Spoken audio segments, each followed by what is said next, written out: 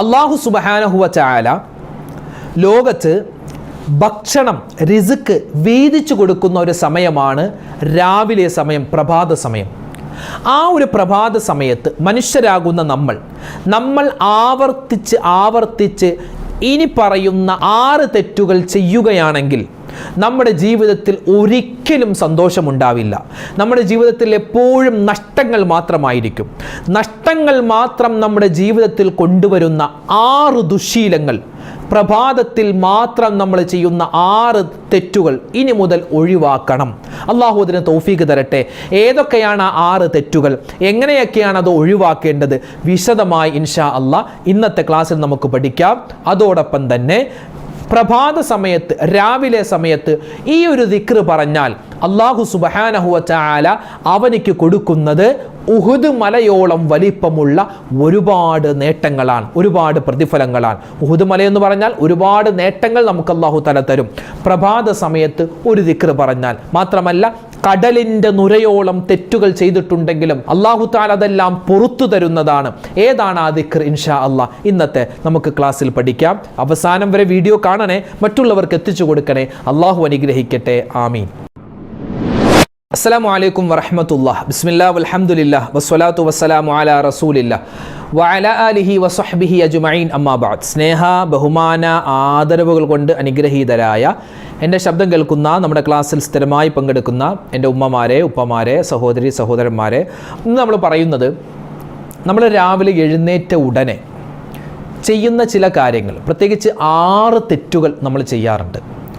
ഭൂരിഭാഗം ആളുകളും ഇത് ചെയ്യാറുള്ളവരാണ്. ഈ 6 തെറ്റുകളാണ് നമ്മുടെ ഒരു ദിവസത്തെ എന്നല്ല, നമ്മുടെ ലൈഫ് ടൈം, നമ്മുടെ ഒരു ആയുസ്സിലെ മുഴുവൻ ഒരു ബറക്കത്തില്ലാത്ത അല്ലെങ്കിൽ ആരോഗ്യമില്ലാത്ത ഒരു നഷ്ടവാളികളിൽ പെട്ടുപോകുന്ന ആ ഒരു ഗണത്തിലേക്ക് നമ്മളെ തള്ളിയിടുന്ന ഒരു 6 ദുശ്ശീലങ്ങളുണ്ട്.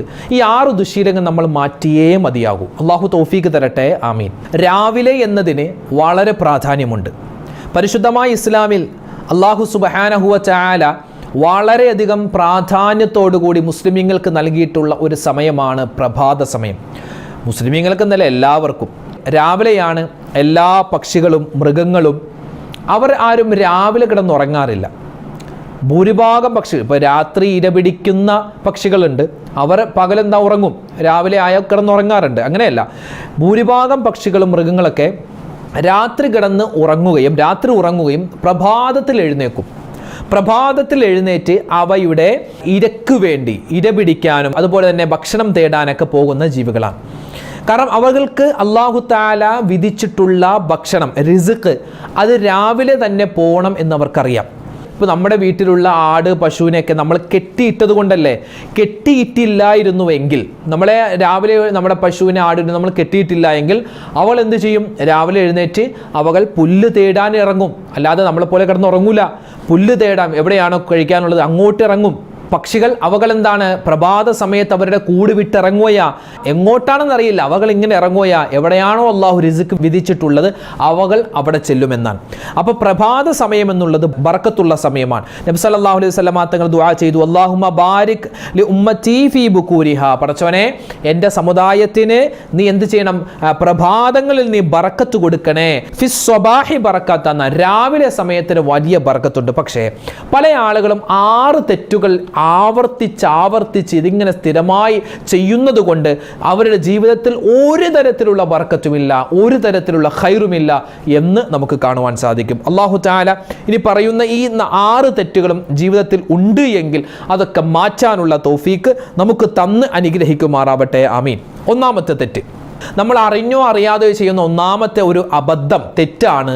ഒന്നാമത്തേത്, ഉറക്കത്തിൽ നിന്നും എഴുന്നേറ്റ ഉടനെ അള്ളാഹുവിനെ സ്മരിക്കാൻ മറന്നു പോകുന്നു. ഇന്നിപ്പോൾ ഉറങ്ങുന്നത് തന്നെ ചിലപ്പോൾ എന്താണ് 3 മണിക്കും അല്ലെങ്കിൽ 4 മണിക്കും 5 മണിക്കുമാണ്. രാത്രി മുഴുവനും മൊബൈലും കണ്ടിരുന്ന് അല്ലെങ്കിൽ അവിടെ ഇവിടെയൊക്കെ കറങ്ങാൻ പോയിട്ട് അവസാനം ഉറങ്ങുന്നത് തന്നെ, ഇപ്പോൾ എന്താണ് IPL നടക്കുന്നു, IPL കണ്ട് അവസാനം, അതുപോലെ തന്നെ മറ്റു സ്പോർട്സുകളൊക്കെ കണ്ടിട്ട് അവസാനം ഉറങ്ങുന്നത് തന്നെ 5 മണിക്കും 3 മണിക്കും 4 മണിക്കുമാണ്. ആ ഉറക്കം അങ്ങനെ കിടന്നുറങ്ങി 10 മണി, രാവിലെ 10 മണി 11 മണി 12 മണിക്കൊക്കെ എഴുന്നേക്കുന്ന എത്രയോ ആളുകളുണ്ട്. ഒരിക്കലും ഒരു ബർക്കത്ത് നമ്മുടെ ജീവിതത്തിൽ ഉണ്ടാവില്ല. അപ്പോൾ രാവിലെ തന്നെ അള്ളാഹനെ സ്മരിക്കുക. നമ്മൾ ആദ്യം തന്നെ ഫോൺ എടുത്ത് സമയം നോക്കും അല്ലേ? ആദ്യം സമയം തന്നെ നോക്കാം, കുറച്ചും കൂടെ കിടന്നുറങ്ങുന്നു. പിന്നെയോ അല്ലെങ്കിൽ നമ്മൾ മെസ്സേജ് ഇപ്പോൾ ആദ്യം തന്നെ നമ്മൾ ഫോൺ എടുക്കുന്നു. രാവിലെ എഴുന്നേറ്റാൽ ചെയ്യുന്ന പരിപാടി ആദ്യം തന്നെ ഫോൺ എടുത്തിട്ട് നമ്മൾ ഒരാൾക്ക് മെസ്സേജ് അയച്ചിരുന്നു, റിപ്ലൈ വന്നിട്ടുണ്ടോ നമ്മൾ നോക്കുകയാ. WhatsApp, Facebook, YouTube, Twitter, Instagram, പിന്നെ വീണ്ടും അതിങ്ങനെ കറങ്ങി ഒരുപാട് സമയം അതിൽ തന്നെ ഇങ്ങനെ റൊട്ടേറ്റ് ചെയ്യുന്നു. അങ്ങനെ തന്നെ നമ്മളിങ്ങനെ രാവിലെ എഴുന്നേറ്റാൽ ഉടൻ തന്നെ ഈ വാട്സപ്പും ഫേസ്ബുക്കും നോക്കിക്കൊണ്ടിരുന്നാൽ നമ്മുടെ അന്നത്തെ ദിവസം തന്നെ ഒരു ബർക്കത്തില്ലാത്തൊരു ദിവസമായി മാറും. ആദ്യം എഴുന്നേറ്റാൽ ഉടൻ തന്നെ ആദ്യം ഒരു മനുഷ്യൻ പറയേണ്ട വാക്ക് അൽഹംദുലില്ലാഹില്ലദീ അഹ്യാനാ ബഅദമാ അമാതനാ വ ഇലൈഹിൻ നുശൂർ. ആ ഒരു ദിക്ർ പറയണമെന്നാണ്. അങ്ങനെ പറയാൻ പറ്റും. ചുരുങ്ങിയത് അൽഹംദുലില്ലാ എന്നെങ്കിലും പറയണം. അതായത് ഒരാൾ രാവിലെ എഴുന്നേക്കുന്ന സമയത്ത് ഇൻദ ദിക്രില്ലാഹി തആല, അല്ലാഹുവിൻ്റെ ദിക്ർ പറഞ്ഞിട്ടായിരിക്കണം അവൻ എഴുന്നേക്കേണ്ടത്. അങ്ങനെ എഴുന്നേറ്റാൽ ശൈത്താൻ അവനക്ക് കെട്ടിയിട്ടുള്ള ആ ഒരു കെട്ട് അഴിയുമെന്നാണ്. ഒരു മനുഷ്യൻ ഉറങ്ങുമ്പോൾ ശൈത്താൻ അവൻ്റെ തലക്ക് ഭാഗത്ത് വന്നിട്ട് 3 കെട്ട് കെട്ടും. 3 കെട്ടിൽ ഒരു കെട്ട് അവൻ അഴിക്കുന്നത്, ഒരു കെട്ട് നമുക്ക് അഴിക്കാൻ പറ്റും. എങ്ങനെ? എഴുന്നേറ്റ ഉടൻ തന്നെ അള്ളാഹുവിനെ സ്മരിക്കുക. ചുരുങ്ങിയത് അൽഹംദുലില്ലാഹ് എന്നെങ്കിലും പറയുക. പൂർണ്ണമായും അൽഹംദുലില്ലാഹില്ലദീ അഹ്യാനാ ബഅദമാ അമാതനാ വ ഇലൈഹിൻ നുശൂർ. ഉറക്കമാകുന്ന മരണത്തിൽ നിന്നും അല്ലാഹുവേ നീ എന്നെ ജീവിപ്പിച്ചു. അല്ലേ? ഉറക്കം ഒരു മരണമാണ്. എത്രയോ ആളുകളാ ഉറക്കത്തിൽ മരണപ്പെട്ടു പോകുന്നത്, സൈലന്റ് അറ്റാക്ക് ഒക്കെ വന്ന് മരണപ്പെടുന്നത്. നമുക്ക് അല്ലാഹു തആല ജീവൻ തന്നില്ലേ? വീണ്ടും നമുക്ക് ഒരു പുതിയ ദിവസം തന്നില്ലേ? അതുകൊണ്ട് അൽഹംദുലില്ലാഹ് അല്ലാഹുവിനെ സ്തുതിക്കുന്നു. അങ്ങനെ അള്ളാഹനെ സ്തുതിക്കാത്തൊരു മനുഷ്യൻ അവൻ്റെ ആ ഒരു കെട്ട് അഴിയുകയില്ലെന്നാൽ. ഒരാൾക്ക് ശൈത്താൻ കെട്ടുന്ന, തലയിൽ കെട്ടുന്ന 3 കെട്ട്, അതിൽപ്പെട്ട 1-ാമത്തെ കെട്ട് അഴിയുന്നത് അവൻ അൽഹംദുലില്ലാ എന്ന് പറയുമ്പോഴാണ്. മഹാനായ ഇമാം നവവി തങ്ങൾ മഹാനവറുകൾ പറയുന്നു, ഈ കെട്ട് അഴിയാതെ വന്ന്, അതായത് സ്ഥിരമായി അവനെ ഉറക്കത്തിൽ നിന്ന് എഴുന്നേൽക്കുമ്പോൾ അള്ളാഹനെ സ്മരിക്കാതെ അൽഹംദുലില്ലാ പറയാതെ പോയാൽ ആ 1-ാമത്തെ കെട്ട് അഴിയൂല. അങ്ങനെ അഴിയാതെ വന്നാൽ അത് സിഹിർ പോലെയായി മാറുമെന്നാണ്.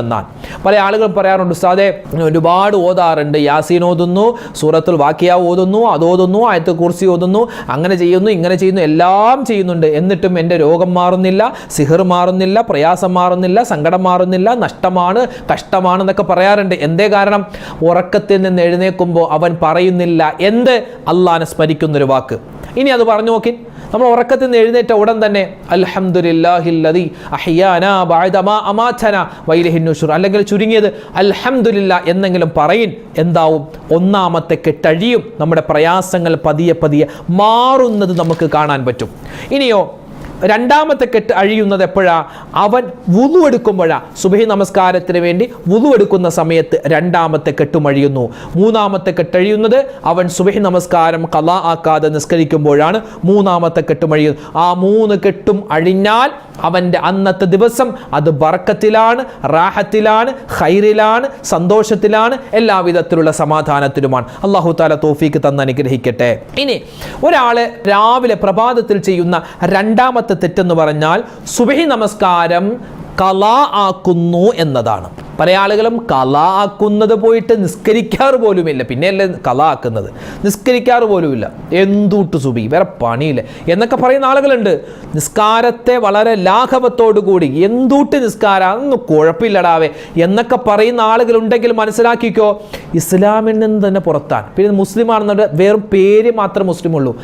റേഷൻ കാർഡിലും ആധാർ കാർഡിലും മാത്രമേ മുസ്ലിമുള്ളൂ. യഥാർത്ഥ മുസ്ലിം ആവൂല. നിസ്കാരത്തെ നിസ്സാരമാക്കി അതൊന്നും കുഴപ്പമില്ല എന്നൊക്കെ പറഞ്ഞാൽ, അള്ളാഹു നിർബന്ധമാക്കിയ കാര്യം ഒരു കുഴപ്പമില്ല നമ്മൾ നിസ്സാരമാക്കി കളഞ്ഞാൽ അത് കുഫ്രിയത്താണ്.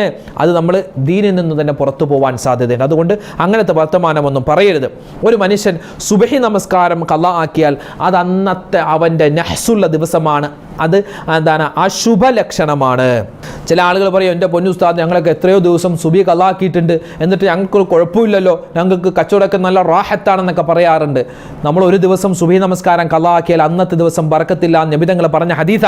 ബർക്കത്തില്ല എന്ന് പറഞ്ഞാൽ ചിലപ്പോൾ അന്നത്തെ ദിവസം തന്നെ കൊള്ളൂല, അല്ലെങ്കിൽ അന്നത്തെ ദിവസം ചെയ്യുന്ന എന്തെങ്കിലും ഒരു പരിപാടി കാരണം അവൻ്റെ ഭാവി ജീവിതത്തിൽ വളരെ പ്രയാസങ്ങൾ ഉണ്ടായേക്കാം. പ്രത്യേകം സൂക്ഷിക്കണേ.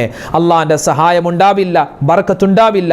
ചില ആളുകൾ സുബഹി ബാങ്ക് വിളിച്ചിട്ടും എണീക്കാതെ നിസ്കരിക്കാതെ കിടക്കുന്ന ആളുകളുണ്ട്. ആ സമയത്ത് നബി തങ്ങൾ പറയുന്നു, ബാല ശൈത്താനു ഫീ ഉദ്നി, അവൻ്റെ 2 ചെവികളിലും ശൈത്താൻ മൂത്രമൊഴിക്കുന്നാൻ. മൂത്രമൊഴിക്കുമെന്ന് പറഞ്ഞാൽ പിശാചിൻ്റെ വലയിലായി, പിശാചിൻ്റെ അധികാരത്തിലായിരിക്കും പിന്നെ അന്നത്തെ ദിവസം. അതുകൊണ്ട് സുബഹി നമസ്കാരത്തിന് എഴുന്നേക്കണേ, നിസ്കരിക്കാനേ, ഖളാ ആക്കരുതേ, പ്രത്യേകം ശ്രദ്ധിക്കുക. മൂന്നാമത്തേത് അന്നൗമു ബഅദൽ ഫജ്ർ, അതായത് സുബഹി നമസ്കാരം കഴിഞ്ഞ് ഉദയത്തിന് മുമ്പ് കിടന്നുറങ്ങുക. ഇപ്പോൾ സുബഹി നമസ്കാരം നമ്മളിപ്പോൾ 5 മണിക്ക് നിസ്കരിക്കുന്നു എന്ന് വിചാരിക്കുക. 5 മണിക്ക് നിസ്കരിച്ചാൽ ചിലപ്പോൾ ഉദയം, സൂര്യൻ ഉദിക്കുന്നത് 6:10 അല്ലെങ്കിൽ 6 മണിക്കോ ആണ്. സുബഹി നിസ്കാരം കഴിഞ്ഞ് ഒറ്റ കിടത്തം, അങ്ങനെ കിടക്കരുത്. സുബഹി നമസ്കാരം കഴിഞ്ഞ് ഉദയം വരെയെങ്കിലും ഉറങ്ങാതെ നിൽക്കുക. ഉദയത്തിന് ശേഷം ചിലപ്പോൾ ആളുകൾക്ക് ക്ഷീണമുണ്ടാവാം, അല്ലെങ്കിൽ യാത്ര ചെയ്ത ക്ഷീണമാവാം, രോഗമാവാം. അങ്ങനെയുള്ള സാഹചര്യത്തിൽ നമുക്ക് കിടക്കുന്നത് ആ ഒരു ലറൂറത്തിൻ്റെ ബുദ്ധിമുട്ടിൻ്റെ സാഹചര്യത്തിൽ കുഴപ്പമില്ല. അല്ലാതെ നമ്മൾ കിടക്കരുതേ. കാരണം എന്താണ്? നമ്മുടെ ആ സമയത്താണ് അല്ലാഹു തആല റിസ്ക് വീതിക്കുന്നതെന്നാണ്. ദുനിയാവിൽ അല്ലാഹു തആല റിസ്ക് വീതിക്കുന്നത് ആ ഒരു സമയത്താണ്.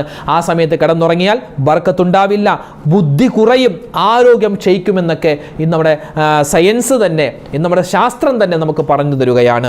നാലാമത്തെ കാര്യം എന്ന് പറഞ്ഞാൽ സുബഹി സമയത്ത് അല്ലെങ്കിൽ പ്രഭാത സമയത്ത് ചെയ്യാൻ പാടില്ലാത്ത, ചെയ്യുന്നുണ്ടെങ്കിൽ ഒഴിവാക്കേണ്ട ഒരു കാര്യമാണ് ഒരായത്ത് പോലും ഓതാതിരിക്കുക എന്നുള്ളത്. ചില ആളുകളുണ്ട് സുബഹി കഴിഞ്ഞാൽ ഒന്നും ഓതൂല, ഒരായത്തുൽ കുർസി എങ്കിലും ചുരുങ്ങിയത് ഓതണം.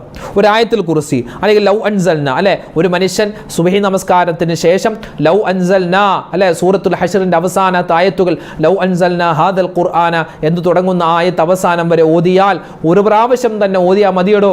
എന്താണ് കിട്ടുന്നത്? 70,000 മലക്കുകൾ അവനിക്ക് വേണ്ടി ദ്വാരക്കും. ഏതുവരെ? അസറിന്റെ സമയം വരെ. അസറിന് ശേഷം ഓതിയാൽ സുബഹി വരെ മലക്കുകൾ ഇങ്ങനെ ദ്വാരന്നുകൊണ്ടിരിക്കും. അള്ളാഹുവിന്റെ സംരക്ഷണം കിട്ടും. അതോടൊപ്പം തന്നെ ഒരു മനുഷ്യൻ പ്രഭാത സമയത്ത്, അതായത് രാവിലെ സുബഹി നമസ്കാരത്തിന് ശേഷം ഒരു ദിക്ർ പറഞ്ഞാൽ, ഏതാണ് നമ്മളൊക്കെ സ്ഥിരമായി പറയാറുള്ളൊരു ദിക്റാണ്. സുബഹി നമസ്കാരത്തിന് ശേഷം 10 പ്രാവശ്യം പറയൽ പ്രത്യേകം സുന്നത്താണ്. ഏതാണ് ആ ദിക്ർ? ലാ ഇലാഹ ഇല്ലല്ലാഹു വഹ്ദഹു ലാ ശരീക ലഹു ലഹുൽ മുൽക്കു വലഹുൽ ഹംദു വഹുവ അലാ കുല്ലി ഷൈഇൻ ഖദീർ എന്നൊരു മനുഷ്യൻ 10 പ്രാവശ്യം സുബഹി നമസ്കാരത്തിന് ശേഷം, മഗ്രിബ് നമസ്കാരത്തിന് ശേഷം പറഞ്ഞാൽ കടലിൻ്റെ നുരയോളം തെറ്റുകൾ അവൻ ചെയ്തിട്ടുണ്ടെങ്കിലും അള്ളാഹു പുറത്തു കൊടുക്കുന്നതാണ്. പരലോകത്ത് ഉഹുദ് മലയോളം വലിപ്പമുള്ള ഒരുപാട് നന്മകൾ മീസാൻ എന്ന തുലാസിൽ അള്ളാഹു വെച്ചു കൊടുക്കുന്നതാണ്. നിരവധി നേട്ടങ്ങളുള്ള ഒരു ദിക്റാണ് ലാ ഇലാഹ ഇല്ലല്ലാഹു വഹ്ദഹു ലാ ശരീക ലഹു ലഹുൽ മുൽക്കു വലഹുൽ ഹംദു വഹുവ അലാ കുല്ലി ഷൈഇൻ ഖദീർ. അത് മറന്നു പോവരുതേ. അല്ലാഹു തആല അനുഗ്രഹിക്കട്ടെ. ബിസ്മില്ലാഹില്ലദി ലാ യദുറു മഅ ഇസ്മിഹി ഷൈഉൻ ഫിൽ അർളി വലാ ഫിസ് സമാഇ വഹുവസ് സമീഉൽ അലീം. അങ്ങനെ എത്രയോ ദിക്റുകൾ, സ്വലാത്തുകൾ, തസ്ബീഹുകളൊക്കെ പറയാം. അപ്പോൾ എല്ലാം പറഞ്ഞില്ല എങ്കിലും ഒരല്പം ഒരു പേജെങ്കിലും ഖുർആൻ നമുക്ക്, അല്ലെങ്കിൽ ഒരു ആയത്തുൽ കുർസിയെങ്കിലും ഓതാതെ നമ്മൾ അന്നത്തെ ദിവസം തുടങ്ങരുത്. പ്രത്യേകിച്ച് സുബഹി നമസ്കാരത്തിന് ശേഷം അറിയാവുന്ന ദിക്റും സ്വലാത്തും പറയണേ. അതെന്താണ്? വലിയ ബറക്കത്താണ്, റാഹത്താണ്, ഖൈറാണ്. ഇനി 5ാമത്തെ കാര്യം, പല ആളുകളും ഉസ്താദ് ഞങ്ങളൊക്കെ വയസ്സായി, ഞങ്ങൾക്ക് ഇനി അതുകൊണ്ട് പറ്റൂല എന്ന് പറഞ്ഞ് മാറ്റി നിർത്തുന്ന ഒരു കാര്യമാണ് വ്യായാമം. അത് ചെയ്യാത്ത ഒരുപാട് ആളുകളുണ്ട്. പ്രത്യേകിച്ച് നമ്മെ സംബന്ധിച്ചിടത്തോളം ഇന്നത്തെ കാലത്ത് നമ്മൾ ഒരുപാട് അന്നജം കഴിക്കുന്നതാണ്, കാർബോഹൈഡ്രേറ്റ് കഴിക്കുന്നവരാണ്. നമ്മൾ ഒരുപാട് ചോറ് കഴിക്കും, വെള്ളച്ചോറൊക്കെ നമ്മൾ ഒരുപാട് കഴിക്കൂലേ? കഴിക്കും തോറും നമുക്ക് എന്താണ്, നമ്മുടെ കരളിലും അതുപോലെ തന്നെ ആന്തരിക അവയവങ്ങളിൽ ഫാറ്റ്, ഈ കൊഴുപ്പിങ്ങനെ അടിഞ്ഞുകൂടുമെന്നാണ്. അതുകൊണ്ട് നമ്മളൊക്കെ ഇപ്പോൾ നമുക്ക് ചോറില്ലാതെ നമുക്ക് പറ്റൂല. രാത്രിയും ചോറ്, അതുപോലെ ഉച്ചക്കൊക്കെ നമ്മൾ ചോറാണ് കഴിക്കുന്നത്. നമ്മൾ രാവിലെ ചുരുങ്ങിയത് നിന്നിട്ടെങ്കിലുമുള്ള ആ ഒരു വാമപ്പ്, അല്ലെ, എക്സർസൈസ്. അപ്പോൾ ചില ആളുകൾ ഈ എക്സർസൈസിൻ്റെ കാര്യം, വ്യായാമത്തിൻ്റെ കാര്യം പറയുമ്പോൾ തന്നെ പല ആളുകളും പറയും, എൻ്റെ പൊന്നു ഞങ്ങളൊക്കെ വയസ്സായി, ഇനി എന്തുട്ട് എക്സർസൈസ് എന്ന് പറയുന്ന ആളുകളുണ്ട്. അങ്ങനെയല്ല.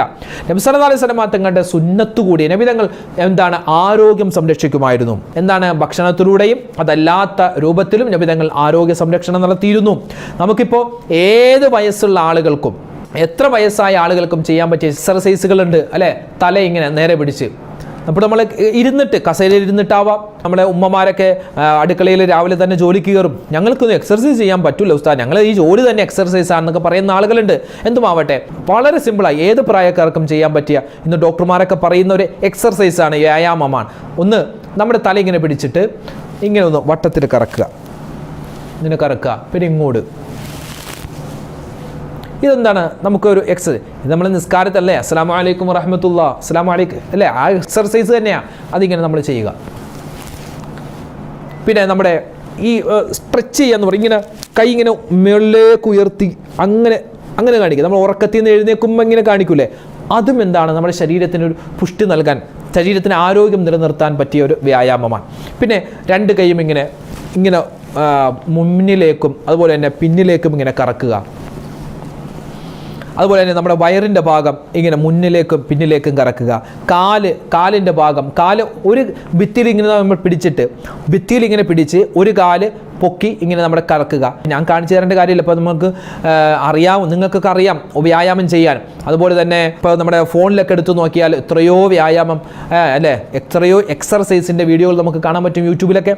അപ്പോൾ നിങ്ങളൊക്കെ ചെയ്യുന്ന ആളുകളാണ്, അപ്പോൾ അങ്ങനെ ചെയ്യണം ഏത് പ്രായത്തിലും. ഇപ്പോൾ നമ്മുടെ കാൽമുട്ട് വേദനയും കൈ വേദന അത് മാറാൻ വേണ്ടി നമ്മൾ ചെയ്യേണ്ട പ്രധാനപ്പെട്ട കാര്യങ്ങളിൽ ഒന്ന് എന്താണ്? 3 കാര്യം. 1 എക്സർസൈസ്, 2 ഫുഡ് നിയന്ത്രണം, 3 നമ്മൾ എന്തെങ്കിലും ഇതുമായി ബന്ധപ്പെട്ട് മരുന്ന് കഴിക്കുന്നുണ്ടെങ്കിൽ കൃത്യമാക്കുക എന്നതാണ്. ഇപ്പോൾ ഏത് ഡോക്ടറിൻ്റെ അടുക്കൽ എന്ത് അസുഖത്തിന് വേണ്ടി ചെന്നാലും അവരൊക്കെ പറയുന്നത് വ്യായാമക്കുറവ്. ഇന്നിപ്പോൾ ഇരുന്നിട്ടുള്ള ജോലിയല്ലേ ഭൂരിഭാഗം യുവാക്കൾക്കും. ഇന്ന് പുറം വേദന, കാല് വേദന, എന്താ? ഇരുന്നിട്ടുള്ള ജോലിയാണ്. എക്സർസൈസ് കുറവാണ്, വ്യായാമം കുറവാണ്. അതുകൊണ്ട് വ്യായാമം ചെയ്യുക. പിന്നെ 6ാമത്തെ കാര്യം മധുരം കുറക്കുക, പഞ്ചസാര കുറക്കുക.